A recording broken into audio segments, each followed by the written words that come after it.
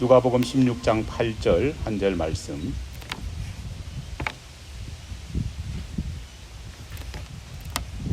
주시는 하나님 말씀 제가 봉독해 올리겠습니다.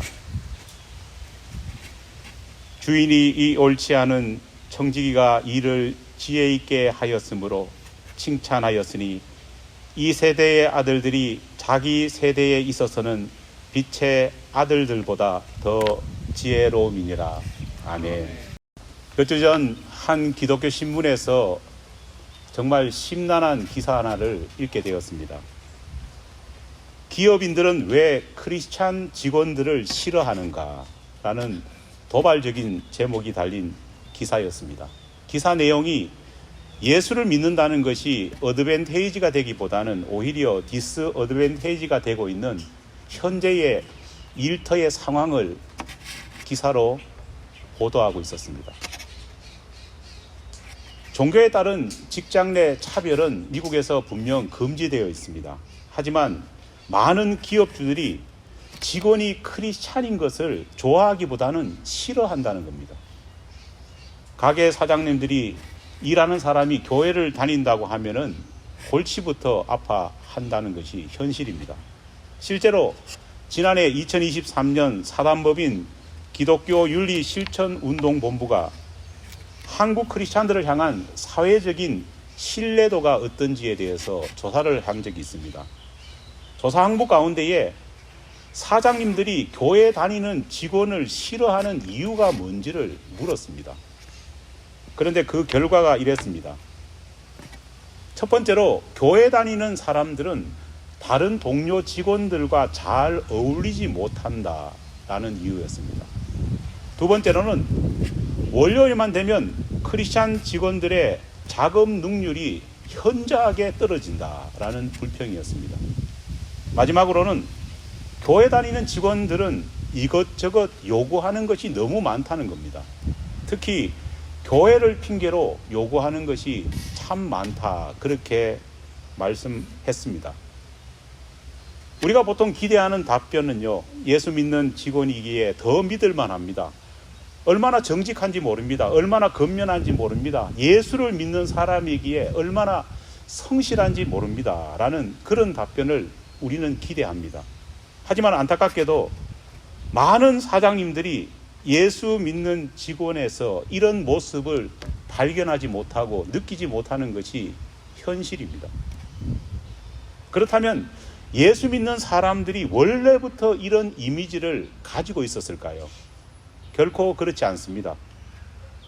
복음이 우리나라에 처음 전해졌을 때 조선시대 말기와 일제강점기까지만 해도 보통 사람들이 기독교인을 바라보는 시각은 지금과 너무 많이 달랐습니다. 실제로 그들의 기독교인들을 바라보는 지금과 다른 시각들이 역사 기록에 참 많이 남아 있습니다. 당시 사람들은 대부분 기독교인이라고 하면은 자기보다 더 나은 사람이라는 생각을 가지고 있었습니다. 약간 고지식하지만 그래도 믿을 만한 사람이 기독교인이다 생각했습니다. 필요 이상으로 정직해가지고 너무 피곤하지만 그래도 믿고 일을 맡길 수 있는 사람이 예수쟁이다 생각했습니다. 당시 크리스찬들은 남보다 더 열심히 일하고 게으름 피우지 않는 그런 사람의 대명사였습니다. 그러다 보니까 사람들도 기독교인들을 자연스럽게 신뢰하고 좋아했습니다. 실제로 당시 크리스찬들은 학식적으로도 일반인들보다 훨씬 뛰어났고 시대를 바라보는 눈, 해안도 가지고 있었습니다. 그렇기 때문에 자연스럽게 믿지 않는 사람들이 이런 크리스찬들의 말을 귀담아 들었습니다. 왜냐? 그들과 이야기하다 보면은 세상을 바라보는 내가 알지 못하는 새로운 시각을 배울 수 있었기 때문입니다. 고종 황제의 밀서를 품고 대한제국의 위기와 조선의 독립에 대한 열망을 세계 방방곡곡에 알리기 위해서 네덜란드 헤이그에서 열렸던 만국 평화회의에 참석했던 여러분 이준 열사라는 분을 아실 겁니다.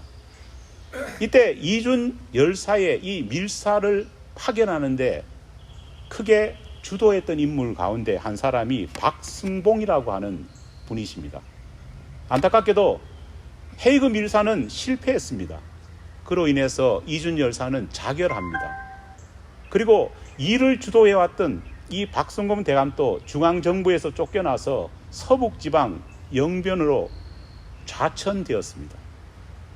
그런데 그 좌천된 그 영변에서 이분이 예수님에 대한 이야기를 듣게 되었습니다. 복음에 대해서 배웠습니다. 기독교와 복음을 받아들이면서요, 그 속에서 새로운 희망을 이분이 보게 되었습니다. 아직까지 신앙의 깊이가 깊지 못했던 때였지만은 이분이 남긴 글을 보면은요, 당시 사람들이 기독교인들을 어떻게 인식했는지가 그대로 드러납니다. 제가 한번 읽어보겠습니다.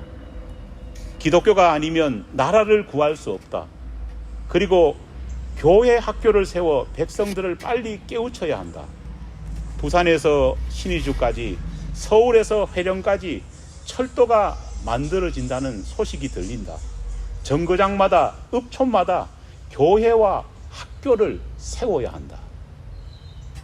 당시 한반도에는 정말 적은 소수의 교회가 있었고 예수를 믿는, 교회를 다니는 사람들의 숫자도 턱없이 적었습니다. 그럼에도 불구하고 당시의 일반 사람들은 크리스찬과 교회를 바라보면서 나라와 민족의 등불이 바로 이 공동체가 될 것이라는 것을 믿었던 겁니다. 몇 안 되는 소수의 교인들이었지만은요, 지금 교인 숫자와는 비교할 수 없는 적은 인원이었지만은요, 당시에 크리스찬들 가운데는 민족 지도자가 얼마나 많았는지 모릅니다. 이승만, 김구, 안창호, 조만식, 이승훈, 남궁옥, 서재필, 유관순까지, 이외에도 얼마나 많은지 모릅니다. 당시 한국 사회를 이끌어가던 민족 지도자의 대부분이 신실한 크리스찬들이었습니다. 신실한 크리스찬들이 민족 지도자가 되었고, 백성들은 이 민족 지도자들의 말 한마디와 그들이 전하는 비전을 보면서요, 마음을 합해서 나라의 독립과 나라의 주권 회복을 꿈꿨던 겁니다. 여러분, 왜 그랬을까요? 이유는 단순합니다. 그들이 가졌던 탁월한 비전, 그들이 가졌던 성실과 열심, 그들이 가졌던 능력을 많은 믿지 않는 사람들도 인정했기 때문입니다. 우리가 주목해 보아야 될 것은요, 앞서 말했던 이런 민족 지도자들은요, 한결같이 공공적으로 대놓고 자신이 신실한 크리스찬이라는 사실을 밝히면서 살았다는 것입니다. 그렇다면 지금 우리의 모습은 어떠할까요? 지금 또 대한민국에는 나라를 이끌어가는 수많은 기독교인 정치인들이 얼마나 많은지 모릅니다. 그 중에는 장로님도 있고 안수 집사님도 있고 권사도 있고 서리 집사도 있습니다. 심지어 자신을 전도사라고 말한 사람도 있고 목사까지 있습니다. 크리스찬 정치인들 가운데 황교안, 박진, 최재형, 원희룡 같은 여당의 거물 정치인들 한결같이 다 교회의 중직을 맡고 있는 분들입니다. 여당만 있는 것이 아닙니다. 이재명, 정세균 같은 야당의 정치 거물들도 있습니다. 이분들도 다 교인이라고 우리는 알고 있고 본인 스스로가 선거 때가 되면은 밝히고 있습니다. 그런데 이들을 향한 국민들의 평가는 어떠할까요? 과연 교회를 다니지 않는 넌크리스찬들이 이들을 바라보면서 정직, 청렴, 근면, 성실, 그리고 시대를 향한 해안을 느낄 수 있을까요? 목사님, 정치인들이야 당연히 지지하는 사람도 있고 반대하는 사람도 있는 것 아닙니까? 무릇 지도자가 된다는 것은요, 잘 해봐야 욕먹는 그런 직업 아닙니까? 그렇게 말할 수도 있습니다. 하지만 성경을 보면은 똑같은 정치인이었고 똑같은 지도자였음에도 불구하고 비난과 질시를 받기보다는 백성들로부터 찬사와 존경과 신뢰를 받았던 사람들이 훨씬 더 많았다는 사실을 우리는 기억해야 합니다. 하나님을 믿는 하나님의 사람이라고 당당하게 자신을 밝혔음에도 불구하고 안 믿는 사람들이 그들을 질시하고 그들을 욕하기보다는 더 큰 신뢰를 보냈던 그런 정치인, 그런 지도자가 성경에 나옵니다. 그 대표적인 사람, 대표적인 예가 바로 요셉 아닙니까? 요셉은 형제들의 미움을 받아서 이집트로 가는 상인에게 노예로 팔렸습니다. 요셉의 이집트 생활은 노예살이로 시작된 겁니다. 그런데 흥미로운 것은 이 요셉이 가는 곳마다 하는 일마다 언제나 그는 지도자의 역할을 했다는 겁니다. 항상 그는 싫든 좋든 리더로 세워졌습니다. 더 눈여겨볼 부분은요, 이 요셉에 대한 평가가 신분과 지위고하를 막론하고 모두 한결같이 나오는 단어들이 있습니다. 많은 사람들이 요셉을 만나고 요셉을 경험했던 사람들은 뭐라고 말했느냐? 그 사람은 좋은 사람, 그 사람은 정직한 사람, 그 사람은 근면하고 성실한 사람, 그 사람은 탁월한 사람이라 그런 평가를 하고 있는 것입니다. 물론 하나님께서 요셉을 도우셨고 요셉을 형통케 함으로써 요셉이 이러한 좋은 평가를 받았다, 그렇게 말할 수도 있습니다. 하지만 요셉 자신이 가졌던 삶의 독특한 모습이 있었기 때문에 이런 평가도 나오는 것 아니겠습니까? 성경을 읽으면 요셉을 소개할 때 나레이터처럼 나오는 성경 구절이 있습니다. 뭘까요? 요셉이 어떤 사람인지, 요셉이 다른 사람들에게 어떤 영향력을 끼쳤는지 계속해서 반복되는 말이 있습니다. 한두 사람만 그렇게 말한 것이 아닙니다.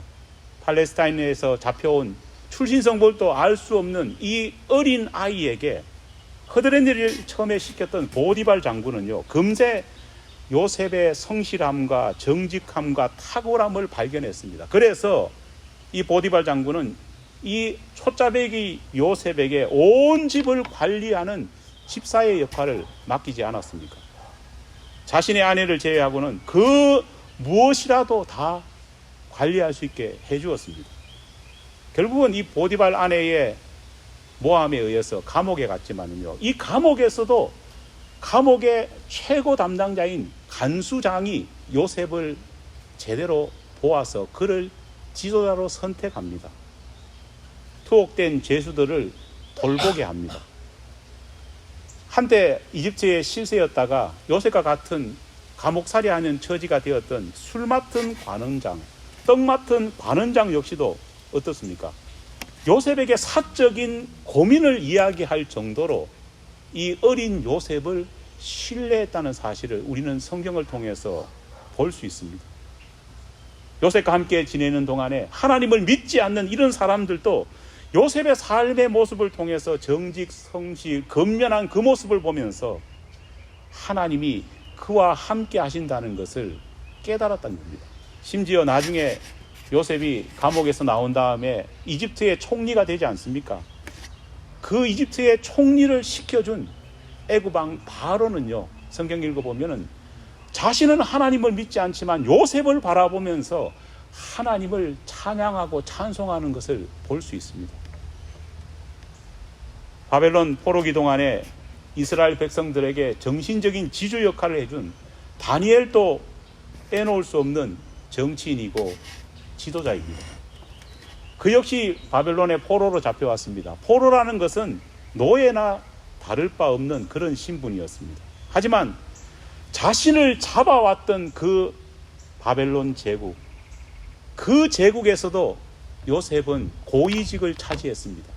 이 바벨론 제국을 무너뜨린 메대 제국과 이 메대 제국을 복속시킨 바사 제국, 다시 말해서 페르시아 제국에까지 이 이방 제국을 걸쳐가면서 다니엘은 포로 출신임에도 불구하고 총리의 역할을 감당했고 중요한 내각의 요직을 계속 수행했다는 사실, 그리고 그렇게 함에도 불구하고 이방 나라의 백성들이 그를 향해서 존경을 보내왔던 모습을 우리는 기억해 볼 필요가 있습니다.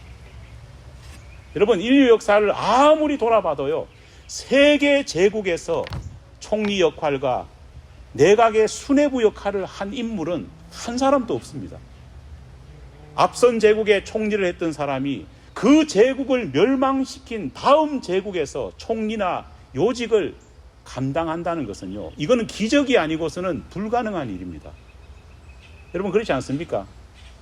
앞에 있던 제국, 내가 멸망시킨 제국의 총리했던 사람이라면요, 당연히 어떤 사람일까요? 이 사람은 처단해야 될 국가의 원흉입니다.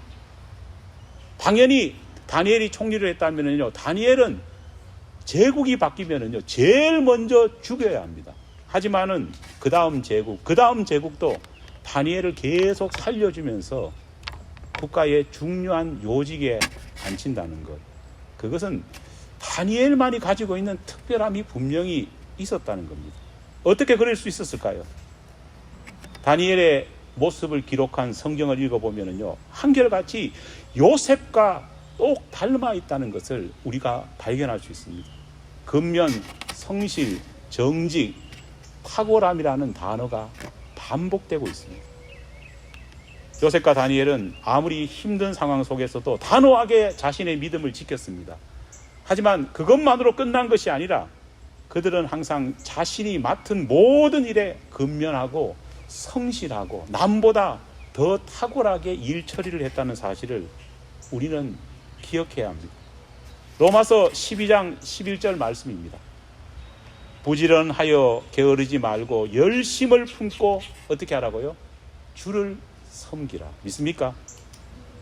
주님을 제대로 섬기기 위해서는요, 전제 조건이 있습니다. 먼저 뭐라고 말합니까? 부지런해야 한다는 겁니다. 여러분 솔직히 그렇지 않습니까? 부지런해야지 예수도 잘 믿습니다. 새벽기도 나오려면요, 어떻게 해야 될까요? 1번이 부지런해야 합니다. 그렇죠. 성경 공부 나오려면 어떻게 될까요? 1번이 부지런해야 합니다. 부지런해야지 신앙생활도 할 수 있습니다. 금요 예배 어떻게 나올 수 있을까요? 부지런해야 합니다. 왜냐? 하나님이 사람에게 주신 시간은요, 모두 똑같기 때문입니다. 목사라고 기도 많이 해서 25, 26시간 받을까요? 아닙니다. 아무리 기도하고 노력해도 주어진 시간은 똑같습니다. 하나님이 원하는 일을 하기 위해서는요, 부지런해야 합니다. 시간을 쪼개고 아끼고 근면해야지 그 귀한 일도 감당할 수 있다는 겁니다.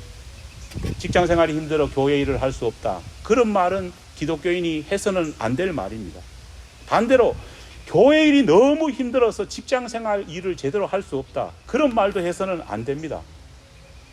성경이 말하는 진짜 십자가는요, 뭐 자식이 속색이고 뭐 벌이가 시원찮은 그게 십자가가 아니라 하나님의 일과 세상 일을 함께 온전히 잘 할 수 있는 것, 성실하고 근면하게 할 수 있는, 이것이 바로 진정한 십자가인 겁니다. 그렇게 하기가 쉽지 않기 때문입니다.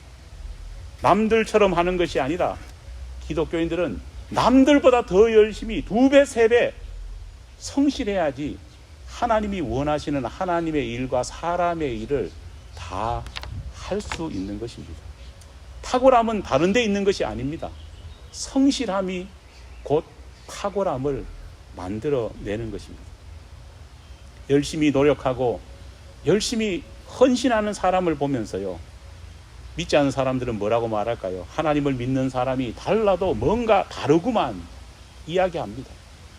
우리가 신비한 방언을 하거나 뭐 신비한 기적을 베푼다고 하나님을 믿는 사람이 다르구나, 그렇게 세상 사람들이 이야기하는 것이 아니라 나태한 나, 부정직한 나, 그런 나와 다르게 살아가는 기독교인의 모습을 보면서 하나님을 믿는 사람, 예수님을 믿는 사람은 다르구나, 그런 고백이 터져 나오는 것입니다.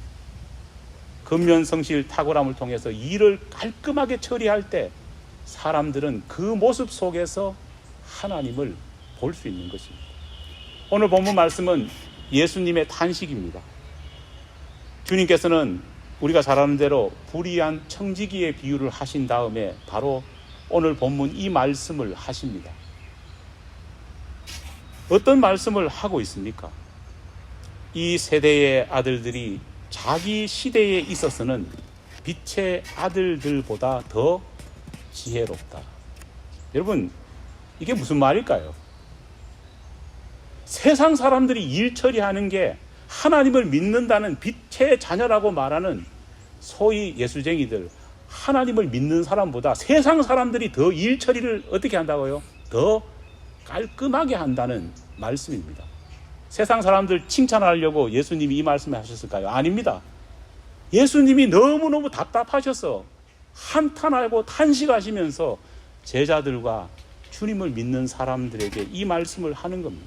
세상 사람들보다 오히려 성실하지 못하고 세상 사람들보다 오히려 건면하지 못하고 일 처리를 잘 못하는 세태를 바라보면서 주님께서 탄식하고 계시는 것입니다.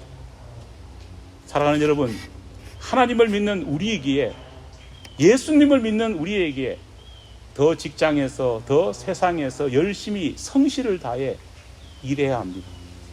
성도이기 때문에 더 일 처리를 깔끔하게 해야 합니다. 성도이기 때문에 덜렁거리지 말고 더 지혜롭게 세상을 살아나가야 합니다. 우리는 내 동료들과 믿지 않는 가족들에게, 이웃들에게 그들이 혀를 내두를 정도로 그렇게 남과 다른 인정을 받아야 합니다. 그래야지만이 잃어버린 우리 기독교인의 신뢰와 명예를 다시 회복할 수 있고 상실해버린 우리의 경쟁력을 다시 복구할 수 있는 것입니다. 언젠가 우리 모두가 변화된 모습, 변화된 태도를 보임으로 통해서 예수님께 이런 말씀을 꼭 들었으면 좋겠습니다. 오늘 본문과 정반대입니다.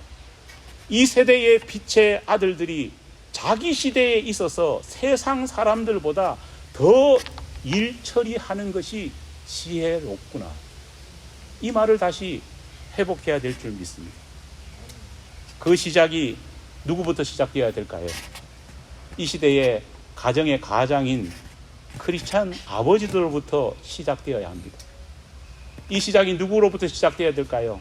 아이들을 젖주고 양육하고 정서적으로 키우는 크리스찬 어머니부터 시작되어야 합니다. 그래서 믿음의 자녀들이 교육을 받아서 이런 모습을 하나하나 배워갈 때 진정 그렇게 할 수 있습니다. 오늘 우리 집사님들 참 귀한 찬양을 했습니다. 밑에서 제가 듣고 감동을 받았습니다. 내 생애에 이런 이야기도 들어보는구나. 당신은 사랑받기 위해 태어난 사람. 우리 아버님들 잘 못 들어보셨죠? 부인한테 당신은 사랑받기 위해 태어난 사람. 사랑받기 위해 태어난 사람이 되기 위해서는 우리 아버지들이 더 열심히, 더 근면히, 더 성실하게 행해야 될 줄 믿습니다. 아멘. 우리 어머니들도 조금은 마음에 안 들더라도, 물론 여기서 마음속에 조금이 목사님 아닙니다. 전부 다가 마음에 안 듭니다. 그렇게 말하는 분도 계실지 모르지만은 부부가 함께 협력할 때 남편이 달라진다는 것을 기억하면서 경쟁력을 잃어버린 이 시대의 크리스찬들이, 아버지들이 세워지고 어머니들이 바로 세워짐을 통해서 새롭게 거듭나는 모두가 되기를 간절히 축원합니다.